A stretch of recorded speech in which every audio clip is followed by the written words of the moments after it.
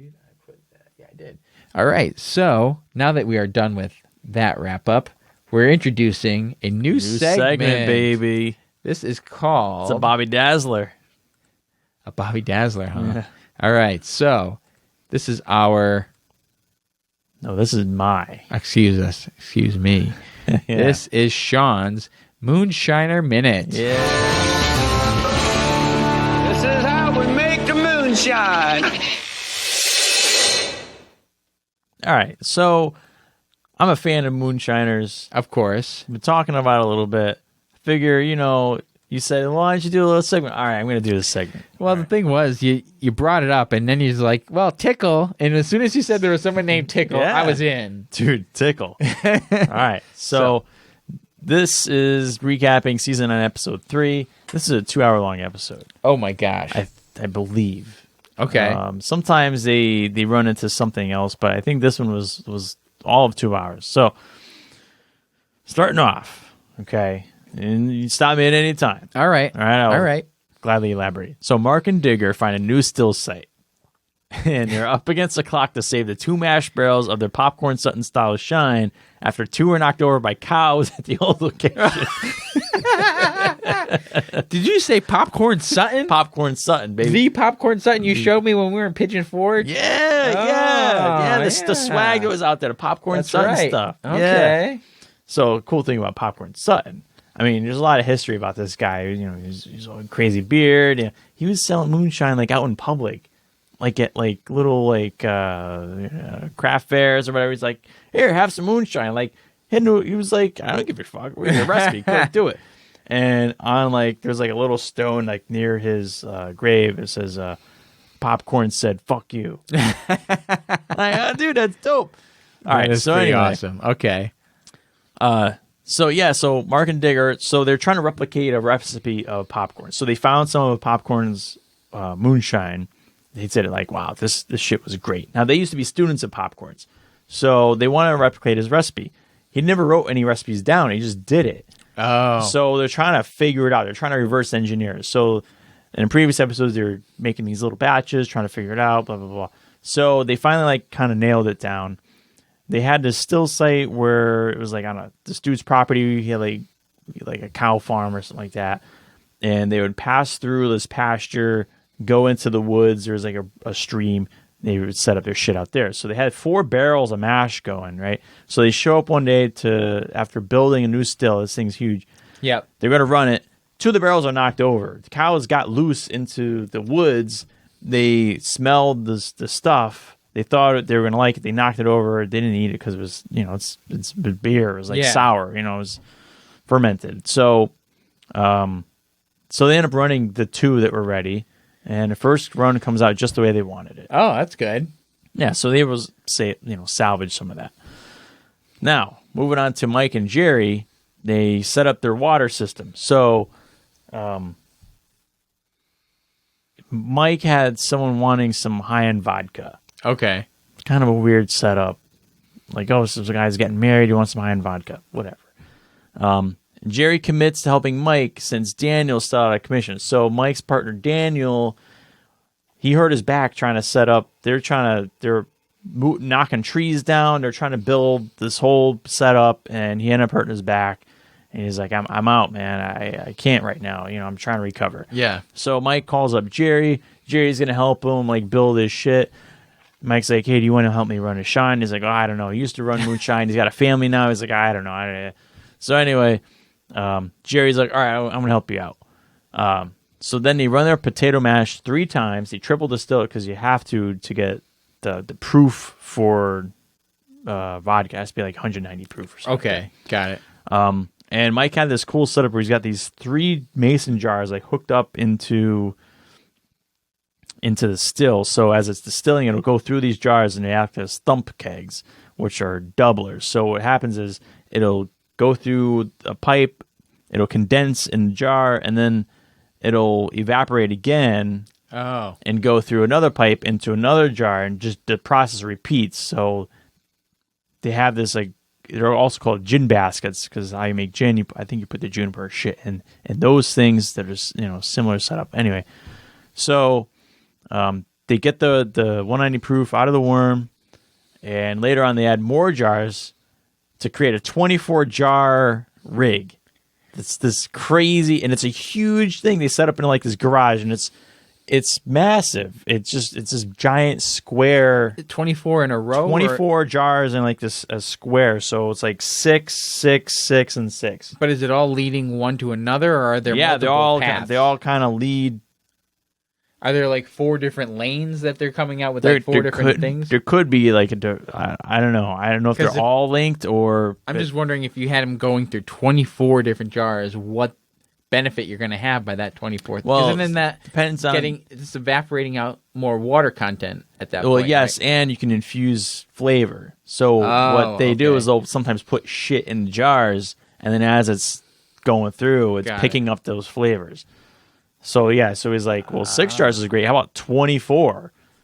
And they build this huge freaking thing. So then back in the woods, they build a structure to cover the new setup. Okay. Then Daniel shows up. Uh-oh. Oh, shit.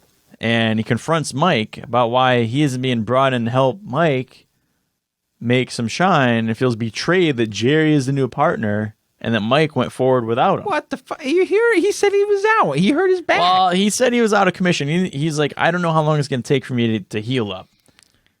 And then basically Mike is like, listen, I had to move on. Like, I couldn't wait. Or Daniel said that. He's like, I no. What's the time frame on how long he waited before he moved on? It was a couple days. Well, I mean, if he's got orders to fill, he's got stuff to run. So Mike went to visit Daniel like the first, like, because Daniel just like dropped off the planet and he couldn't. Mike was trying to get a hold of him, couldn't. He just showed. So then Mike just goes up to his house and walks in, and Daniel's like on one of those teeters, like hanging upside down. He's like, my back's fucked up. He's like, he's got to go to chiropractors and shit. So he didn't know. And then, so Daniel's a little sour. Oh my God. Listen, dude, you got to get better. All right. It's like, so like Mike's thing in the beginning was like, well, why don't you call me? Just call me. Let me know what's going on. Yeah.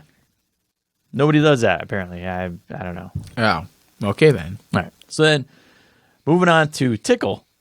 We're up to Tickle. Let's go. Tickle. All right. So he mashes in some peaches to make brandy with the Law brothers. So it's 2 brothers, the Law brothers. And their dad was, I think, Amos Law or something. Yeah, Amos Law. And he was a legendary moonshiner. Okay. So they're carrying on a tradition. These guys they're like friends with Tim. And Tickle was for a long time partner of Tim's. And so there's like a whole circle. So anyway, you would think that having been in prison recently, that Tickle would avoid committing crimes, especially on camera, right? But not so. Right, so Tim was giving Tickle a job at the legal distillery. He worked. Okay. Tim was always there, like helping out Tickle. He's like, "Hey, come on, man." He was trying to get him like on a work release program and to come in and blah blah blah blah blah. And then Tickle's like, there's nothing like making shine in the woods. So he just, he just goes off to do this shit. Why? What is the point? That's the one thing I haven't grasped. If they have legal distilleries, why are there still illegal? If someone wants you to work there, and he's like, well, you get more money, like, doing it legally or whatever. But you're telling me there's a big enough market for illegal moonshine? Apparently so, yes. That seems outlandish to me. It does around here, but down there, apparently it's big money. It's crazy. It's a big deal. Yeah, that's really crazy. Go down North Carolina and we know some people in North Carolina, Tennessee, and Virginia. We know some people down there. We should ask them. We went to a distillery. I'll tell you where the counties are. It's Sevier County, Cock County. Sevier County. That's where we were. Well, there you go. Isn't that where Sevierville is? Yeah. There you go. Are they in the Smoky Mountains? They are. Well, damn. Yeah. That's cool. Yeah. All right. So, anyway, they show up. Part of the stuff is, Tickle and Law Brothers, they're making this, what's called a ram pump. And the way it works is, like, it takes water, it comes down, it enters a chamber, and then as it fills up, it wants to go back down, but there's a one-way valve, so then the water goes up this other chamber and out to wherever they want it to go. So if everything works properly, like, it'll pump itself. So the reason they're doing it is because they don't want to bring in gas-powered pumps, gas-powered generators to run a pump because it's just noise in the woods. They want to avoid all that shit because, I mean, people do it, but it's noisy as fuck. Even to get the small little quiet generators, they're loud. Of course. And they don't want to haul in batteries because other guys do that too, but they don't want to carry this heavy stuff. Right. So they put that in production. Later on, they go and they make a submarine still with things from Amos Law's property. Oh, really? So they were on the property or looking at stuff because his dad recently passed away, and they found like copper and stainless steel sheets and wood and shit. So they put together a submarine still.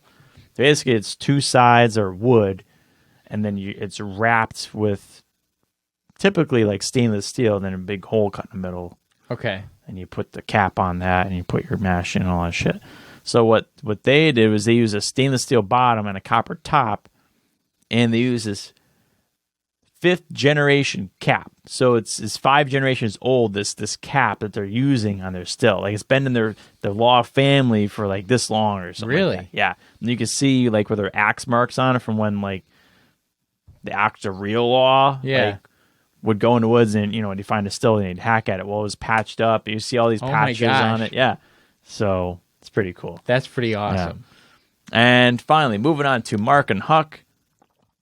They get their second pot set up for the double distillation method. So they want to double distill this season. Okay. Try to get more money, like a higher quality, so they demand more money out of this stuff. Before they fire up the still, they notice a leak, so they have to drain the pot, seal the leak. And one thing that Charlotte brings up, she can't watch the show. She can't because of the way they talk. It's a southern draw, drives her nuts. And so for Mark and Huck, they're, I think, the only ones that constantly have closed captioning. No matter what. No matter what. It's the show puts it in there. It's not me turning on it. It's baked into the show. Whenever they're talking. Oh my gosh. It's in there. Now, it's not bad. I can understand it, but it's funny. That is pretty funny.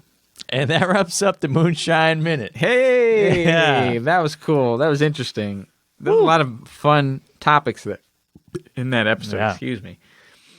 All right. Well, maybe we should wrap this up. But before we do, now that I have the Smoky Mountains on my mind, I want to bring up a podcast that I've been listening to that I wanted to recommend to anybody that is interested. It's called Dolly Parton's America. Whoa. What? It's very interesting. It was a guy that's on, I think he's on Radio Lab podcast. All right. And he grew up in the Smoky Mountains, but he was like a foreign immigrant that moved there. Like his father is a doctor.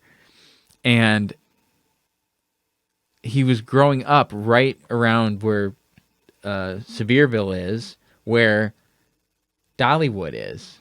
Yeah. And so she's like a mythical figure kind of in that area because she's like done so much for the area. And she's like, and I had no idea like how long she's been in the music industry, like since the mid 60s. Yeah. Like she was 20 something and she was putting music out there. And then she was on a TV show for a while. And then that like launched her career. Like it goes into her whole backstory. Yeah. And it is absolutely fascinating. Oh, okay. Like is really interesting. I highly recommend it. Dolly Parton's America. And it goes into different stories and there's themes to some of the stories, but it's a lot of times it's like they're interviewing her and she's already an interesting person to hear her talk. She's got that drawl, that high voice. Yeah. It's her. Yeah. And she's just so interesting and she's so very well thought out in her responses. And she's also like funny and self-deprecating and everything. It's really something else. And so they just dig down into her past and they talk about how Dollywood came to be. They talk about how she got where she is in the music industry. And they talk about the topics of some of her songs, which when she first started, she had some dark songs. Some really dark songs about like abusive boyfriends and things like craziness. But very good stuff. So Dolly Parton's America. That's what I'll say. Check it out. It's definitely worth a listen. All right. I think that's it for the episode.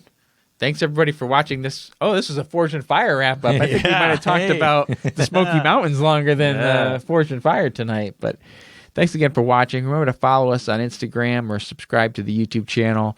And I guess that's about it. Yeah. We'll catch you in the next one. See ya.